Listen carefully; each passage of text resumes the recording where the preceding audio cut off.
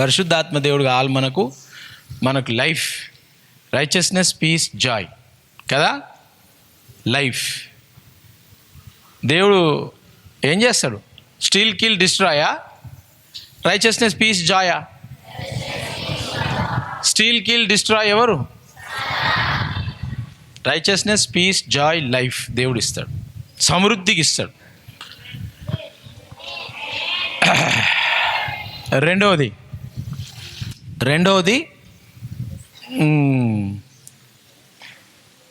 మీరు కూర్చున్నారు ఇక్కడ, మీకు కూర్చుంటే కూడా మీరు సైలెంట్గా మీరు భాషలు మాట్లాడుకోవచ్చు. సైలెంట్గా మీరు ప్రాక్టీస్ చేయాలా. ఎందుకంటే పరిశుద్ధాత్మ వచ్చిన తర్వాత పరిశుద్ధాత్మ మీకు ఫోకస్ చేయడానికి పవర్ ఇస్తాడు. సో ఎవరెవరైతే డిస్టర్బ్ అవుతా ఉన్నారో కొంచెం చూసుకోండి. కూర్చొని ఆత్మ పొందుకున్న వాళ్ళు మీ నోట్లో నా మాటలు వింటూ భాషలు మాట్లాడండి. అర్థమైందా? సైలెంట్గా. నేను ఎప్పుడన్నా చర్చిలో కానీ ఎప్పుడన్నా పోతే నేను కూర్చొని వింటూ ఉంటా, కానీ టంగ్స్లో మాట్లాడుతూ ఉంటా. అది మీరు ప్రాక్టీస్ చేస్తూ ఉండాలి, మాట్లాడుతూ ఉండాలి కూర్చొని టంగ్స్లో. గట్టిగా అరిసే అవసరం లేదు, జస్ట్ నోట్లనే మీరు క్వైట్గా సైలెంట్గా.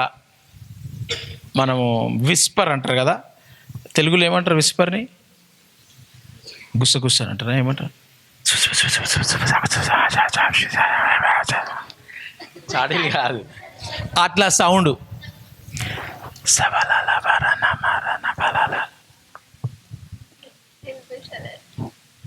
వినిపిస్తుందా? గట్లా మాట్లాడాలి. అర్థమైందా? నేను మెసేజ్ చెప్తుంటే కూడా మీకు డబుల్ బెనిఫిట్ వస్తుంది.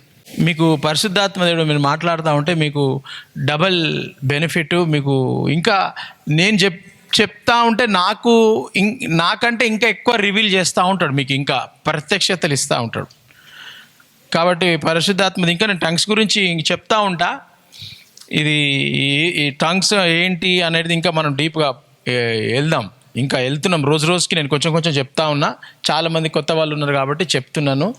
సో ఈ టంగ్స్ మనం మాట్లాడేటప్పుడు మనకు అర్థం కాదు, అది అందుకే నేను మాట్లాడమని అంటున్నా. మనకు అర్థం కాదు. ఆ టంగ్స్ ఆత్మ ద్వారా మనం మాట్లాడతాం. ఓకేనా? సో రెండవది, ఒకటేమో ఏమనుకున్నాం ఫస్ట్, దేవుడున్న కాడ లైఫ్, దేవుడున్న కాడ సమృద్ధిగా జీవం ఉంటుంది, నీతి, సమాధానము, ఆనందం, righteousness, peace, joy in the Holy Spirit. ఓకేనా? రెండవది, మనం కూర్చున్న కాడనే ఎక్కడైనా మాట్లాడుకోవచ్చు టంగ్స్. రెండవది అది. ఇప్పుడు ఈ భాషలు మాట్లాడినరు. ఇప్పుడు నెక్స్ట్ స్టెప్ మీరు ఏం చేయాలనంటే దేవునితో నిబంధనను కలిగి ఉండాలి. కవనెంట్, ఒప్పందం, కవనెంట్, అగ్రిమెంట్. ఒప్పందం, కవనెంట్, అగ్రిమెంట్ అంటే ఏంటి? పాత నిబంధనలో దేవునికి కవనెంట్ చేసేవాళ్ళు డిఫరెంట్గా ఉండే పాత నిబంధనలో. కొత్త నిబంధన కవనెంట్ డిఫరెంట్. పాత నిబంధన అయిపోయింది కాబట్టి దాంట్లో ఉన్న సూత్రాలను మనం వాడతాం. పాత నిబంధన అయిపోయింది కదా అని పడేసడం కాదు. చాలామంది పాత నిబంధన చదవరు, అది తప్పది. పాత నిబంధన లేకపోతే కొత్త నిబంధనకు మీనింగే ఉండదు. కొత్త నిబంధన అర్థం కావాలంటే పాత నిబంధన తెలిసి ఉండాలి, అప్పుడే నీకు కొత్త నిబంధన అర్థమవుతుంది. కొత్త నిబంధన లేకపోతే పాత నిబంధన వేస్ట్, పాత నిబంధన లేకపోతే కొత్త నిబంధన వేస్ట్, రెండు ఉండాల. కాబట్టి పాత నిబంధనలో ఉన్న ప్రిన్సిపల్స్, సూత్రాలు, దాంట్లో ఉన్న మర్మాలు మనం దాన్ని వాడుకోవాలా. అది రోజు మనం చూస్తూ ఉంటాం, వాడుకుంటూ ఉంటాము. పాత నిబంధనలో ఉన్న రూల్స్ వేరే, కొత్త నిబంధనలో ఉన్న రూల్స్ వేరే. ఎందుకంటే పాత నిబంధనలో యేసుప్రభు లేడు. అంటే పుస్తకాలలో అక్కడిక్కడ యేసుప్రభు ఉన్నాడు, శారీరకంగా లేడు. యేసుప్రభు వచ్చి రక్తం చిందించలే. పాత నిబంధనల, ఓన్లీ కొత్త నిబంధనల చిందించిండు రక్తం. కాబట్టి ఆ రక్తం చిందించగానే రూల్స్ మారిపోయినాయి. పాత నిబంధనల రక్తం లేదు కాబట్టి రూల్స్ అవి ఉండే. సో పాత నిబంధనల దేవుడు నిబంధన అగ్రిమెంటు వేరే రకంగా చేసిండు, కొత్త నిబంధనలో అగ్రిమెంటు వేరే రకంగా చేసిండు. మత్తయి సువార్త 3:11 నేను నీళ్ళల్లో మీకు బాప్తిస్మం ఇచ్చుచున్నాను, అయితే నా వెనుక వచ్చుచున్నవాడు నాకంటే శక్తివంతుడు, ఆయన చెప్పులు మోయుటకైనను నేను పాత్రుడను కాను. ఆయన పరిశుద్ధాత్మలోను అగ్నితోను మీకు బాప్తిస్మం ఇచ్చును. 6 చదువు. తన పాపములు ఒప్పుకొనుచు యోర్దాను నదిలో అతని చేత బాప్తిస్మము పొందుచుండిరి. ఓకే, మీరు కొత్త ఇల్లు కొనుక్కున్నారు అనుకో, కొత్త బండి కొనుక్కున్నారు అనుకో, ఇల్లు కానీ బండి కానీ బట్టలు, దుకాణంలో బట్టలు కొనుక్కుంటారు కదా, బట్టలు దుకాణంలో తీసుకొని వెళ్ళిపోతారా బయటికి? ఎట్లా? రిసిప్ట్ లేకుంటే ఏం చేస్తారు? వాచ్మెన్ ఆపేస్తాడు. ఆపుతాడా లేదా? రిసిప్ట్ ఏది అని అంటాడు. ఏం ఆపినావు? ఏంది? నేను కొనుక్కున్నా, ఇప్పుడు ఇగో రిసిప్ట్ అని చూపిస్తావు. పో మేడం అంటాడు. అంటాడా లేదా? నువ్వు కొన్నదానికి రుజువేంటి? రిసిప్ట్. బండి కొన్నావు అని అంటే ఆ బండి కొన్నదానికి రుజువేంటి? ఆర్సీ బుక్, ఆర్సీ డాక్యుమెంట్ అంటారు. అంటే రిజిస్ట్రేషన్ సర్టిఫికేట్. బండి కొనుక్కుంటే, కారు కొనుక్కుంటే, బైక్ కొనుక్కుంటే నీ పేరు మీద సర్టిఫికెట్ ఇస్తారు, ఆర్సీ అని. ఆ ఆర్సీ సర్టిఫికెట్ నీకు నీ పేరు మీద నువ్వు కొన్నావని ఇచ్చేస్తారు. అది రుజువు. నీ బండి, ఈ బండి నీకు చెందింది, ఆ బట్టలు నీకు చెందింది అని ఇచ్చేస్తారు. కానీ ఆర్సీ ఉన్నంత మటుకు నువ్వు నడిపించలేవు బండిని. మళ్ళీ లైసెన్స్ తీసుకుంటేనే నడిపిస్తారు, లేదంటే తీసి బొక్కలు అయితే ఎత్తారు. నేను ఇప్పుడు జైలు వేసేస్తారు. లైసెన్స్ లేకపోతే, హెల్మెట్ లేకపోతే తాగుబోతులను 5 నెలలు జైలు వేసేస్తారు, డైరెక్ట్గా పంపించేస్తారు.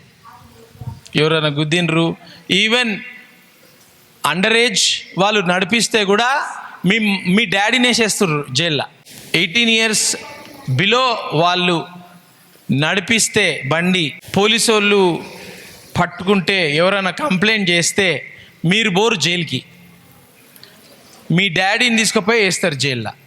ఎందుకనంటే మీ డాడీ రెస్పాన్సిబుల్. తాళం తీసి మీ డాడీ దగ్గర పెట్టుకోవాలా. మీ డాడీ తీసుకుపోకుండా నిన్ను తిట్టి చేసి ఏదో ఇయ్యొద్దు బండి. నువ్వు దొంగగా తీసుకపోతే కూడా, సార్ నాకు తెలియదు సార్, నిజంగా సార్ నేను పండుకున్నా సార్ అది అంటే, ఆడ ఉంది జైల్లో బెడ్, ఆడ పండుకో అని అంటారు. రా అంటారు, వినర్. కాబట్టి పిల్లలు జాగ్రత్తగా, 18 years బిలో, అది లైసెన్స్ లేకుండా ఉంటే కూడా నువ్వు 18 తర్వాత నడిపిస్తానే అని అంటే పట్టుకొని నిన్నేసేస్తారు లోపల. మీ డాడీని వేయరు, అప్పుడు నిన్నేసేస్తారు లోపల. లైసెన్స్ లేదు, చల్ నడు అని చెప్పేసి కంపల్సరీ జైలు వేసేస్తారు. జైలు వేసిర్రు అనుకో, పోలీస్ కేసు బుక్ అవుతుంది. పోలీస్ కేసు బుక్ అయితే నీకు జాబ్ రాదు, గవర్నమెంట్లోకి వెళ్ళి ఏది కావాలనో నీకు రాదు, ఫ్యూచర్ అంతా వేస్ట్. ఒక్కసారి పోలీస్ కంప్లైంట్, ఎఫ్ఐఆర్ బుక్ అయింది నీ పేరు మీద అని అంటే గవర్నమెంట్ జాబ్ రాదు నీకు. చాలా కథ ఉంటుంది, పాస్పోర్ట్ ఇయర్ అవన్నీ ఉంటాయి. ఆర్సీ బుక్, రిజిస్ట్రేషన్ సర్టిఫికెట్ ఉంటేనే నీ బండి అని అంటారు. బట్టలకు షాప్లో పోతే నీ బట్టలు అని అంటారు. Double bedroom, triple bedroom flat కొన్నావు, ఫ్లాట్ కొంటే ఏం చేస్తారు? Registration agreement. కొన్నోళ్ళు అమ్మేటోళ్ళు అగ్రిమెంట్ చేసి, నేను అమ్మేస్తున్నా, నేను కొనుక్కుంటున్నా అని చెప్పి రాసి నీ పేరు మీద ఇస్తారు. ఇచ్చినప్పుడు అప్పుడు నువ్వు ఆ ఇంటి లోపల పోనీకి అధికారం ఉంటుంది. నువ్వు రాసుకోకుండా చేయకుండా ఇంటి లోపల పోయినావు అనుకో, ఊకుంటారు వాళ్ళు. నేను అడ్వాన్స్ ఇచ్చినా కదా, నీకు 10,000 ఇచ్చినా కదా, ₹1,00,00,000 ఇల్లు ఉంటే 10,000 ఇస్తావా? నువ్వు 10,000 ఇచ్చి లోపల పోతావా? చల్ నడుపో, నీకు అమ్మని కూడా అని అంటాడు.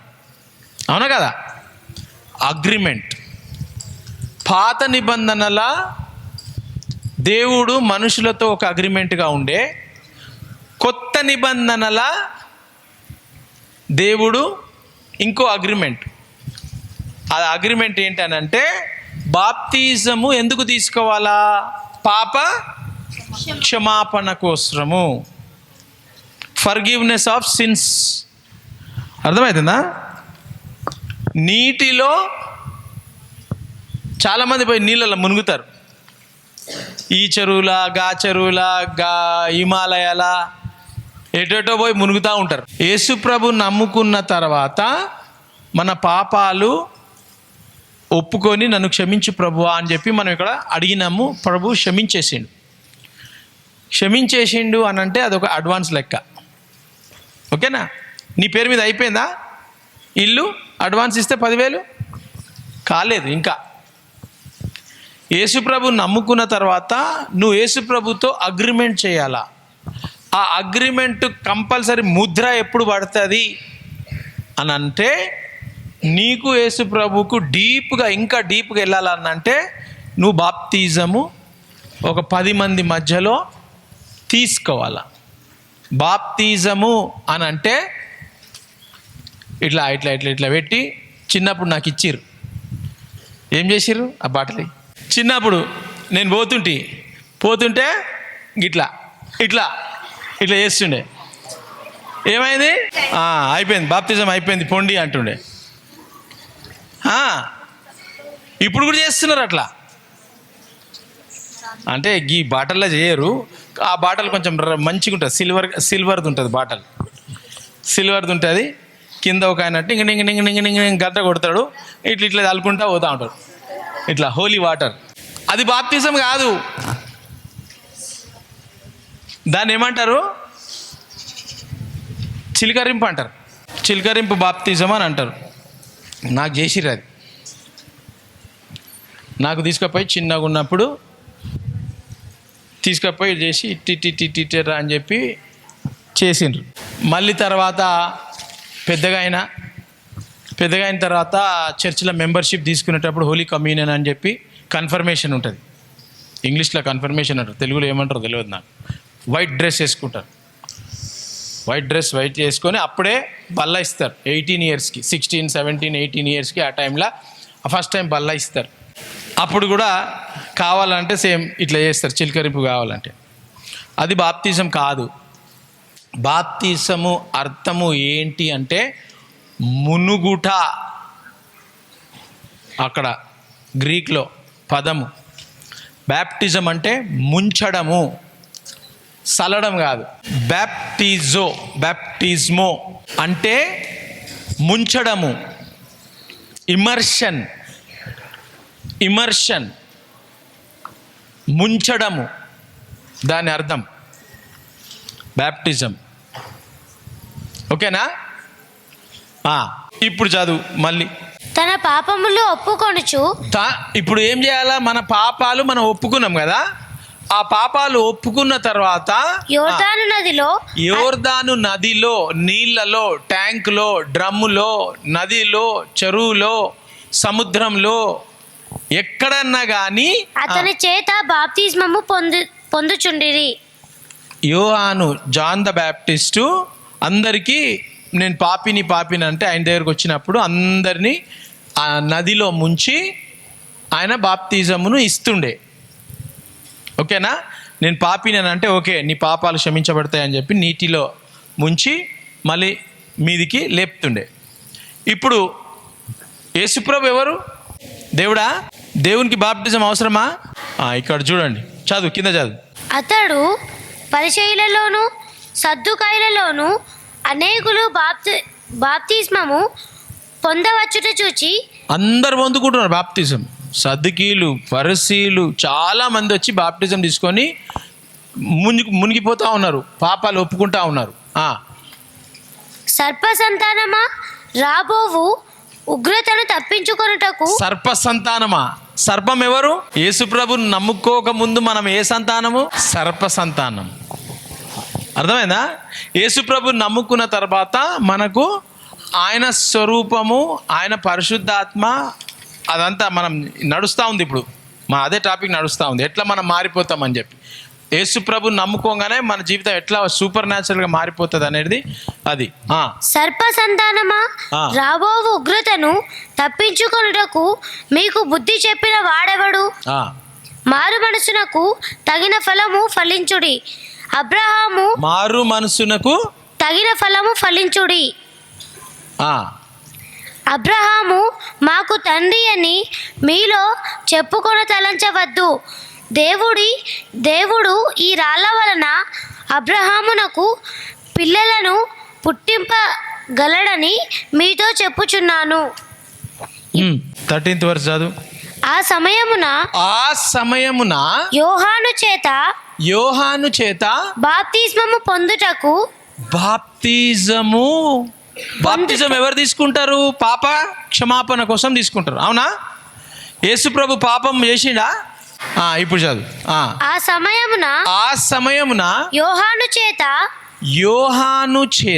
బాప్తిజం పొందుటకు యేసు గలిలయ నుండి యోర్దాను దగ్గరున్న నది దగ్గరికి అతని యొద్దకు వచ్చెను. యోహాను దగ్గరికి వచ్చిండు యేసు ప్రభు.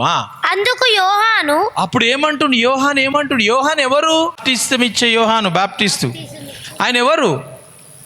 ఆయన బైబిల్లో ఉన్న గ్రేటెస్ట్ ప్రాఫిట్. ప్రవక్తలు అందరికంటే గ్రేటెస్ట్ ప్రాఫిట్ యోహాను.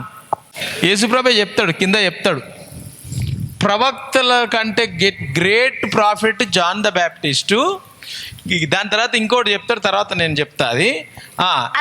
ఇప్పుడు ఈ ప్రవక్త దగ్గరికి యేసుప్రభు వస్తున్నాడు. ప్రవక్తకి దేవుడు కనిపిస్తాడా? ప్రవక్తకు దేవుని మాటలు వినిపిస్తాయా? ప్రవక్తకు దేవుడి విషయాలు తెలుస్తాయా? ఇప్పుడు ఎక్కడికి వస్తున్నాడు యేసు ప్రభు? యోహాన్ దగ్గరికి వస్తున్నాడు.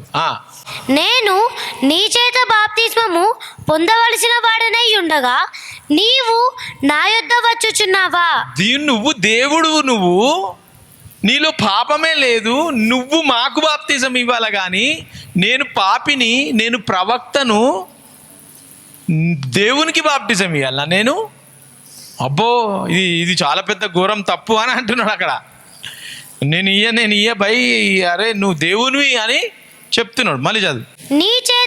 నీ చేత బాప్తిజము పొందవలసిన వాడనై ఉండగా నేను బాప్తిజం పొందాలా నీ చేతుల? నీవు నా దగ్గరికి వచ్చుచున్నావా అని ఆయనను నివారింపజూచెను గాని యేసు ఇప్పటికీ కానిమ్ము, నీతి యావత్తు ఇలాగూ నెరవేర్చుట మనకు తగి ఉన్నదని. ఇది ప్రవక్తలు పాత నిబంధనలో చెప్పిండ్రు ఇట్లా జరగాలని. దేవుడు మానవ రూపంలో వస్తాడు, వచ్చినప్పుడు అందరికంటే పెద్ద ప్రవక్తవు నువ్వు, నీ ద్వారా ఇది జరగాల, నేను అందరికీ చూపెట్టాలా. అందరూ దేవుడే వచ్చి బాప్తిజం తీసుకుండు కదా, పాపం లేని దేవుడే వచ్చి బాప్తిజం తీసుకున్నాడు కాబట్టి ఇది జరగాల, మీ కొరకు ఇది జరగాల, వాక్యము నెరవేర్చబడాల అని చెప్పి జరగాల. నీతి యావత్తు ఇలాగ నెరవేర్చుట మనకు తగి ఉన్నదని అతనికి ఉత్తరం ఇచ్చెను కనుక అతడు అలాగూ కానిచ్చెను. దాని తర్వాత యేసు బాప్తిజము పొందిన వెంటనే పొందిండా లేదా యేసు ప్రభు? అసలు ఆయన పొందాలా బాప్తిజము? దేవుడు ఇప్పుడు ఆయన బాప్తిజం ఎట్లా పొందిండు? ఇట్లా చల్లిరా నీళ్ళు? ఎట్లా చేసిర్రు? ఆయన ఊరు వదిలిపెట్టి ఎక్కడికి వచ్చిండు?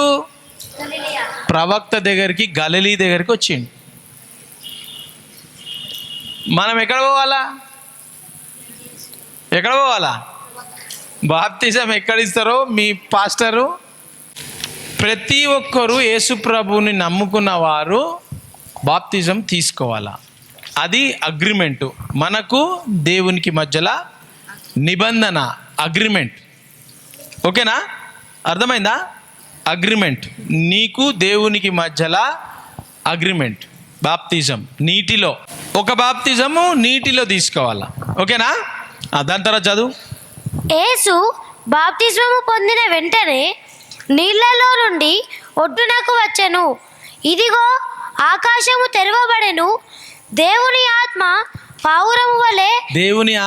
పావురము వలె దిగి తన మీదికి వచ్చుట చూచెను.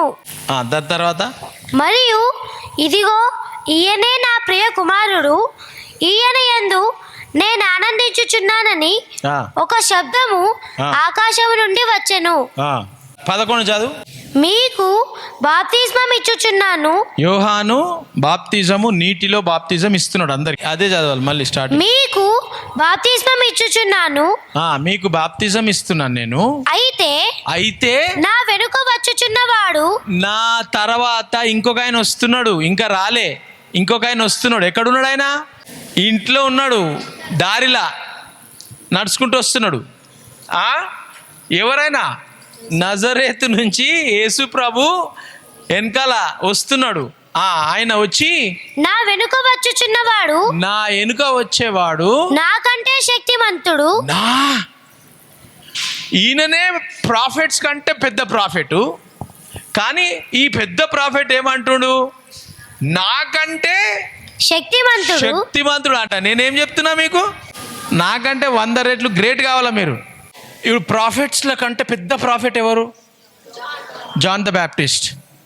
అది ఎవరన్నారు? యేసుప్రభు చెప్పిండు, పెద్ద ప్రవక్త అని. ఇప్పుడు ఆ పెద్ద ప్రవక్తనే ఏమంటున్నాడు? నా తర్వాత వెనుక ఒక ఆయన వస్తున్నాడు, ఆయన నాకంటే శక్తివంతుడు. ఆయన చెప్పులు మోయుటకైనను నేను పాత్రుడను కాను. ఆ చెప్పులు మొయ్యనికి కూడా నేను పాత్రుడను కాను. నాకు అసలు అంతా నేను పనికిరాను అనమాట.